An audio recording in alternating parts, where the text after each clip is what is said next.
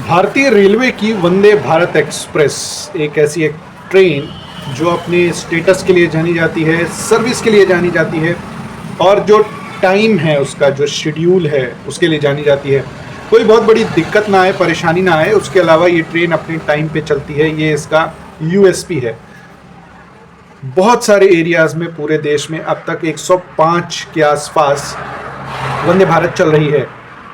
बहुत सारी जगहों पे फ़ायदे पे चल रही है। ऐसा फ़ायदा कि वहाँ पे 2-3 और भी बढ़ाने के चांसेस हैं और बढ़ भी रही हैं। और कहीं कहीं पे ऐसा है कि 50% ऑक्यूपेंसी भी नहीं है, 50 क्या 10% भी ऑक्यूपेंसी नहीं है। मे बी उन रूट में वो शायद बंद हो जाए या फिर लंबी चल रही है तो उसको छोटी किया जाए। बहुत सारे इफ एंड बट्स से जूझता है रेलवे और कुछ ना कुछ रास्ता निकल आता है। देश में ऐसे बहुत सारे रूट हैं बेसिकली जो बिजनेस से रिलेटेड हैं और दूसरे टूरिज़्म से रिलेटेड हैं। इन जगहों पे रश ऑल टाइम रहता है और यहाँ पे जो चलने वाली ट्रेनें हैं वो यूजुअली लॉस में नहीं जा रही होती हैं, ऐसा देखा गया है। वैसा ही कुछ वंदे भारत ट्रेन के साथ भी है। देश में बहुत सारे रूट हैं, जैसे दिल्ली वाराणसी 4-4-5-5 वंदे भारत होने के बात है। उसके बाद अहमदाबाद से मुंबई, वहाँ ऑलरेडी 2 चल रही हैं, तीसरे की भी तैयारी है। और उसके अलावा भी वहाँ बहुत सारी ट्रेनें चल रही हैं जो अहमदाबाद से मुंबई के लिए है, स्टार्टिंग और एंडिंग, और वहाँ से पास होती हैं जो दूर दूर की, वो अलग। तो कुल मिला के डेफिनेटली डिमांड और सप्लाई का मैटर होता है। वंदे भारत भले गवर्नमेंट चला रही है, फ़ायदा नहीं देखेगी, लेकिन ऐसा भी नहीं देखेगी कि बहुत ज़्यादा उसमें एक्सपेंसेस करने पड़ रहे हैं, घाटे पे चल रही है। ऐसा ही एक रूट है जो मैंगलोर से तिरुवनंतपुरम का है, जहाँ पे बहुत अच्छा रिस्पॉन्स मिल रहा है रेलवे को वंदे भारत में। ऑक्यूपेंसी की बात आए तो ऐसा बताया जा रहा है कि 200% की ऑक्यूपेंसी है। अब ऑक्यूपेंसी पता लगाने के कुछ तरीके हैं, जैसे पर्टिकुलर ट्रेन के लिए कितने टिकट्स बुक हो रहे हैं प्लस ओवर बुक्ड कितने हो रहे हैं, वेटिंग में कितनी जा रही हैं। 500 की जगह है, 500 तो बुक हो गई, उसके बाद वेटिंग कितनी जा रही है तो उससे ऑक्यूपेंसी पता चल जाती है। कैंसिलेशन होते हैं उससे पता चल जाता है।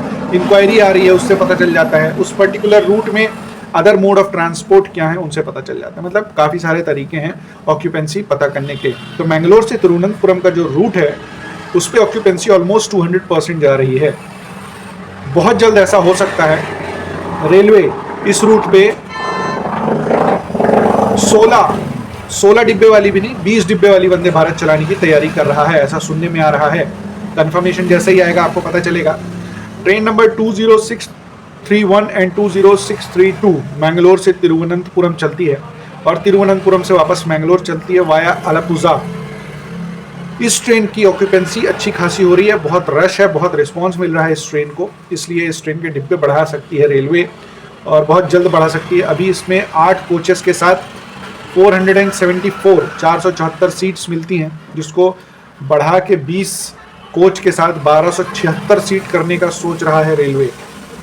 बहुत जल्द हो सकता है। अभी ये फ़िलहाल सुबह शेड्यूल देख लेते हैं इसका कैसा है। ये सुबह 6:25 पे मैंगलोर से चलती है, 6:57 में कासरगोड पहुंचती है, 7:55 में कुन्नूर पहुंचती है।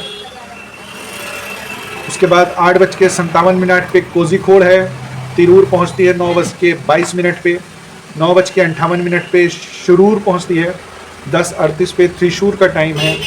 एर्नाकुलम 11:45 पे पहुंचती है, अलपुजा पहुंचती है 12:38 पे, 13:40 पे कोल्लम का टाइम है और 15:05 पे तिरुवनंतपुरम पहुंचती है।